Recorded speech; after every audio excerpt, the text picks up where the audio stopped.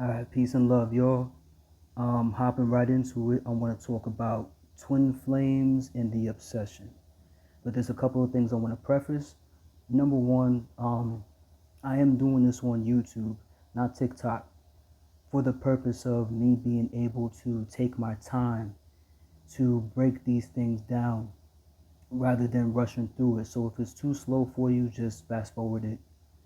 That's number one. Number two, I am not an expert on twin flames. I have just had um, experiences with different types of flames, and all I'm doing is dropping insight and wisdom from my personal experiences. Okay, I cannot tell you who your twin flame is, or when they're coming, or how long your separation is going to take for it to end.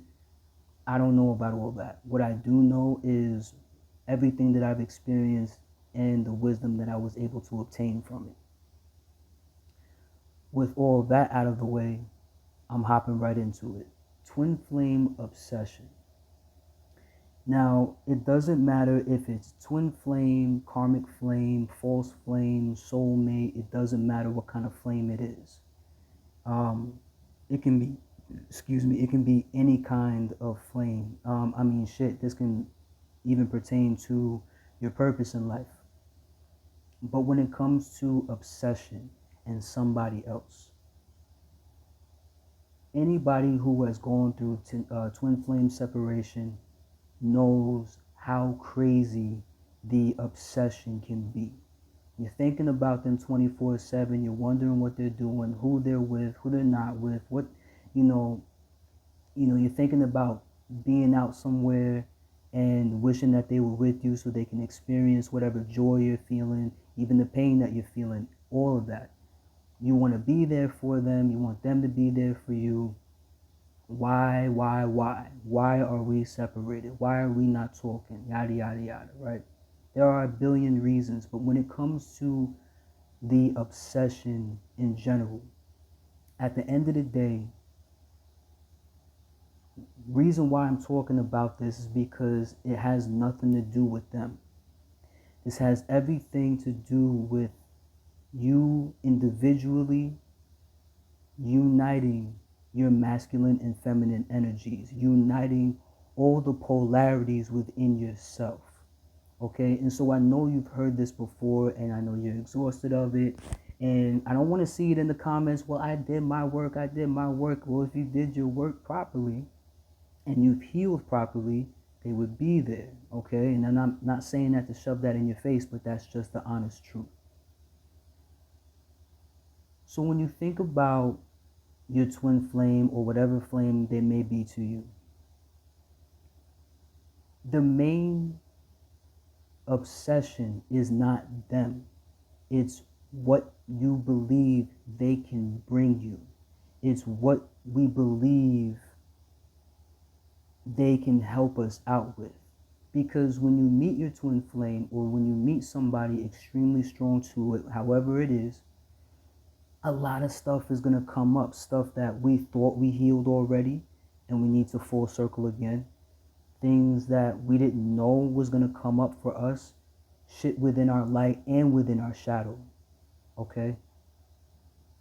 So we have to just focus on what exactly is it that we're obsessing about. And I would invite you to do a couple of things. One, journaling. Journaling is enormous. And you don't have to write 90 pages as to why you're obsessed with your flame, whatever. You don't have to hurt yourself doing this. But it is important, and the writing prompt that I have for you is not what is it that I'm obsessed with, but what are my needs. Now, I do have to say this because even the word need or the word needs can be very triggering to people, because everybody wants to be independent. Everybody wants to believe that they have it all, or that they can carry it all. We can't. If we believe truly that we can carry it all, we wouldn't have to be obsessing about nobody else. Okay? Write down what it is that you truly need. and write down what it is that you're afraid of if these needs are not met. For an example, you could say, I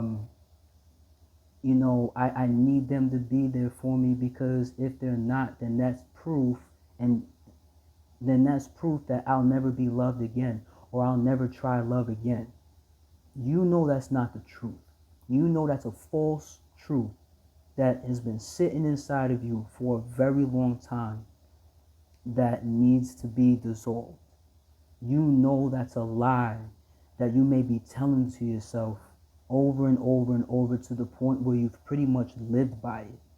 And because we chose to live by something like that, that belief branches off into experiences that proves that to us. The universe is only going to reflect experiences and situations that we truly believe from within ourselves. So if you believe, and that's just one example, it could be many things. But this is a big example that I'm using, because I know I was one of those people who used to think that, and I would see a billion other people in other comments and videos and whatever, talking about, oh, I'll never love again, I'll give up on love, like, it's lifetime dramatic, okay? And if that's the kind of drama that you're bringing onto yourself, then you would have to understand why you are separated from your twin flame, because how can you guys live your highest love at peace and in thrival with that type of belief system? That particular belief unto itself is sinking, because if you believe you'll never love again, everything that is involved in love is going to be shut down with it. And it may be your life purpose. It may be things that you just truly enjoy that could stop you from enjoying altogether. You start getting depressed, you start going into anxiety attacks, all this other stuff. But this stuff has to come up for it to come out. And it's up to us individually to recognize the polarity. In this case, the polarity is truth versus the lie. Let go of the lies that we're telling ourselves. So I would invite you to journal down exactly what it is that you think you need, which is nothing wrong with that. Okay, there's nothing wrong with having your needs met, and there's nothing wrong with needing somebody to help you to get those needs met. Okay, there's nothing wrong with that. And then write down your biggest fears if you believe those needs are not met. Now, some of those needs, we can absolutely do it ourselves. Will it be challenging? Will it hurt? Yes. It's going to be challenging, and it's going to hurt regardless, because those old belief systems has been embedded in our body for the longest time.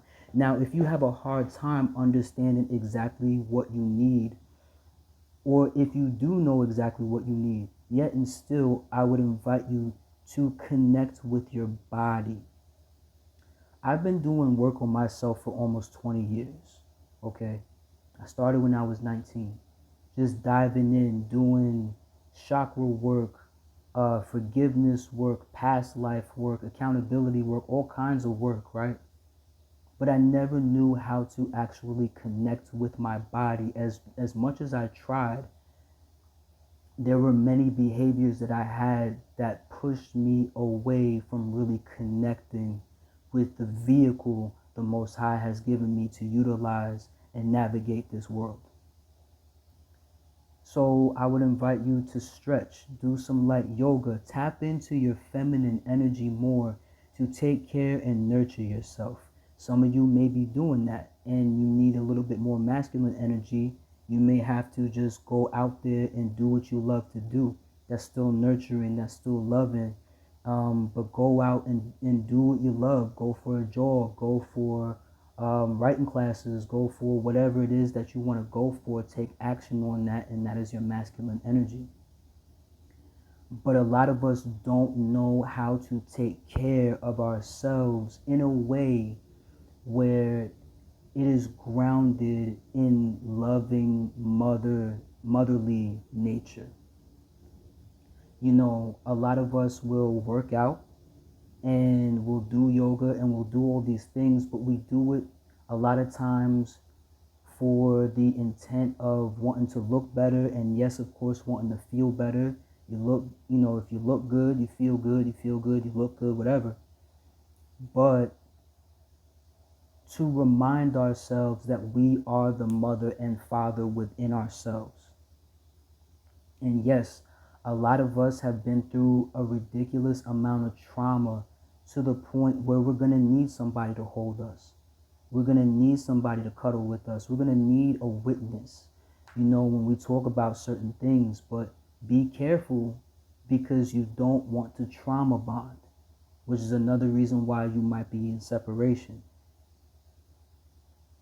There's, like I said, there's many obsessions that we can have. You know, that obsession to want to be heard, want to be felt, want to be seen. But we have to be able to see ourselves more in order to bring to the table to our twin flame, and vice versa, a more powerful, honest, loving, smoother connection as best as possible. And I'm going to give you an example of something that happened to me a few weeks ago. It shook me to my core, but it brought a lot of light into my mind, into my experience of life. Long story short, I've always been the type of person where if something happens to me on a physical level, I could fall down a flight of steps and the shit don't hurt.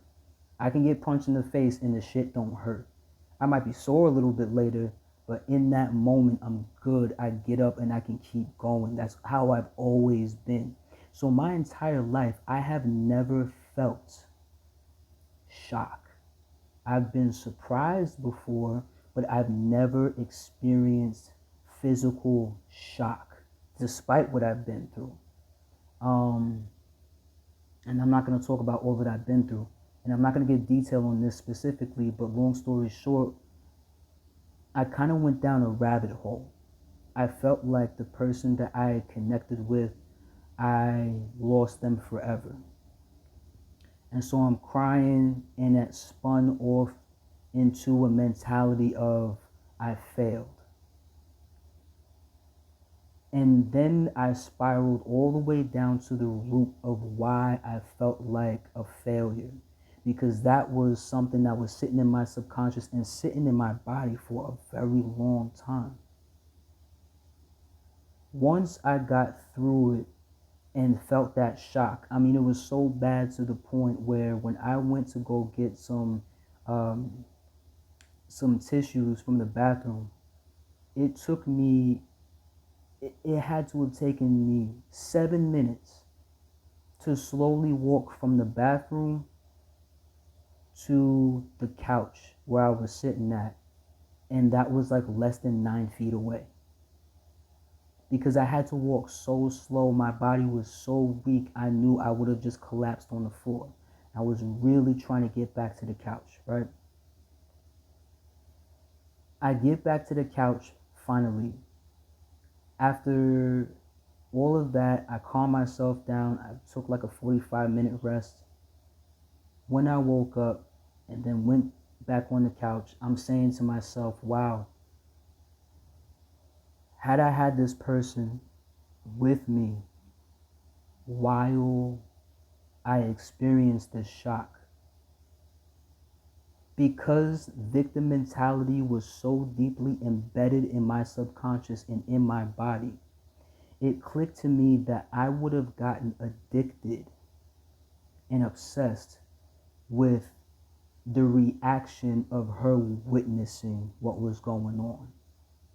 And that would have kept me in the loop of being a victim, because now I have somebody to lean on when it comes to not just witnessing a trauma, but me staying in the loop of her witnessing that just so that I can fill a void of, okay, I have somebody on my side who finally believes me.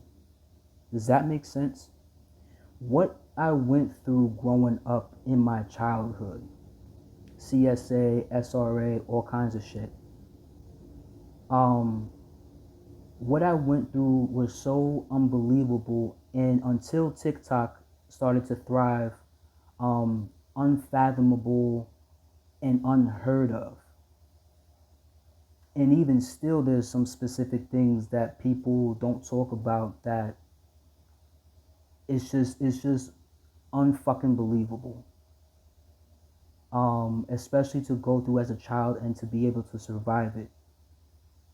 To have finally have somebody who mirrors me directly, be able to sit down, witness me, comfort me, and to know that in her soul, or in our soul, right? Because twin flames are is a soul separated in two bodies. Um, I would have became addicted to staying in the loop, therefore keeping old excuses, therefore keeping old habits, because she also, from the depths of her, believes what I went through. And that would have filled a never ending void within me. Instead, with us being in separation and us not talking, it made me say, okay, that's something that I was looking for during my time of obsession. And to have gone through that by myself, no, I wouldn't. I personally wouldn't recommend people going through such a trauma by themselves. I'm not here. I'm not a mental health professional. Call whoever you need to call to lean on. But there's a difference between leaning on somebody and crutching on somebody. And I would have crutched on her for that never ending reaction, to fill that void of, she believes me. Now, what else do I do? But because she has not been around, it made me say, okay, now I know what I need to do. And this is the part where I have to learn to let go. Now, it's not to say that she wouldn't have been able to help me psychologically be rehabilitated by way of us doing yoga together. The comfort would have been nice. The cuddles and hugs would have been nice to help ease my nervous system, even to aid resetting it. But because that victim mentality was so powerful and so strong, um, I would have leaned on her to do all of that. And now, in my mind, I don't think I would have done that, because I'd like to think of myself as a lot more. Um, I've always been very much emotionally independent, um, very high emotional and intellectual.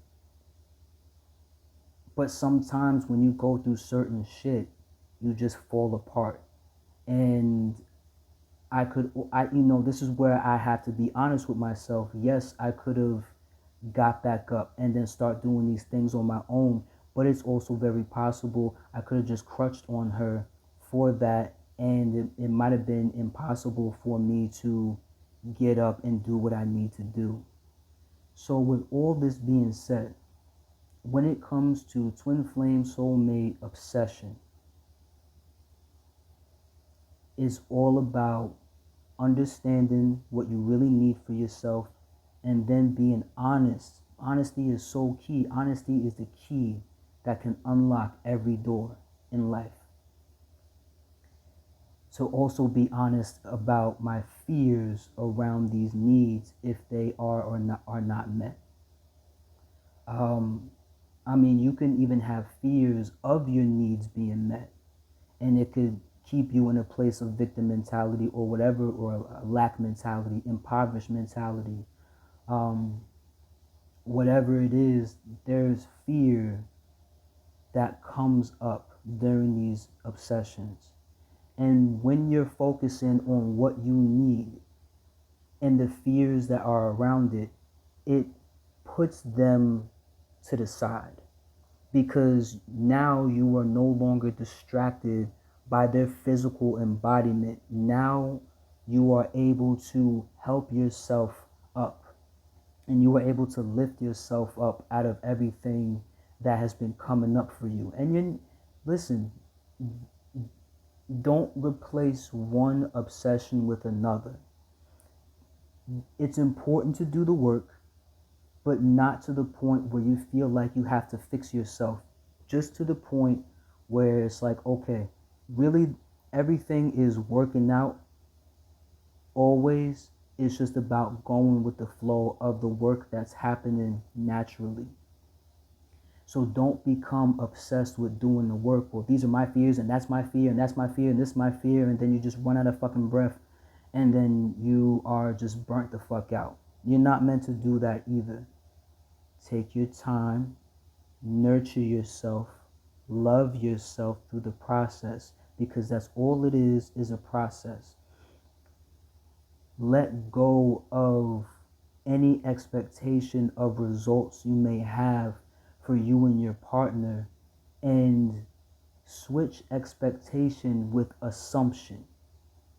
Positive reinforcing assumptions, that when you get into these mindsets, it doesn't always have to take you into a place of obsessive oblivion.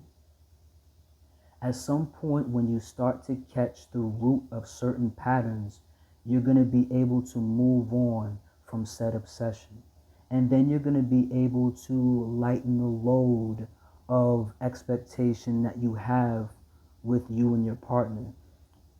When I say switch expectation into assumption, you think about the law of assumption. This is what I'm thinking about. And it's so easy to assume that once you fall into these patterns, you're never going to be able to get out. And then you may need them for that. It's easy to assume, and these assumptions have also been sitting in our body, hence our behaviors that follow afterwards. Excuse me. Do your best to assume that everything is working out in your favor. Ease your mind, ease your nervous system, ease your fascia, okay? Ease your biofield. Do your absolute best to put yourself at ease, and the key is using honesty to get you there, okay? Like I said, I'm not a twin flame expert. I'm not even... All right, call came through. But do your best to not overwhelm yourself. You're already feeling overwhelmed. Remember that you are the eye of the storm. Okay, don't get caught up in the storm. Once you realize you can be the eye of the storm, and you breathe through everything and center yourself, you're going to be able to collect yourself. All right, continue to connect with your body, whether it be yoga, whether it be massaging yourself, whether it be taking a bath and you reminding yourself how much you love yourself and you got a lot to look forward to. Whatever it is, you are going to start to feel more at ease and lighten the load. And yes, you might still feel that sense of obsession with your twin flame. This is not to escape the idea of obsession. This is to remind yourself of how powerful you are, and that when these obsessive thoughts come through, that they don't have to take over your life. All right? And like I said, I'm not a twin flame expert. I'm not even a relationship expert. I just understand greatly the relationships that I've had with myself and relationships that I've had with others, and the wisdom and insight that I've been able to accrue from it. So I'm just sharing this with you guys. If you're on this journey, or if you're about to be on this journey, or if you have been through this journey and it's been exhausting, take your time, use your feminine energy, to nurture yourself. Use your masculine energy to take action on the things that you need to take action on and come together with self. All right? I love you guys. Good luck with everything. I'm probably going to make more videos on this. I'll see you soon. Peace.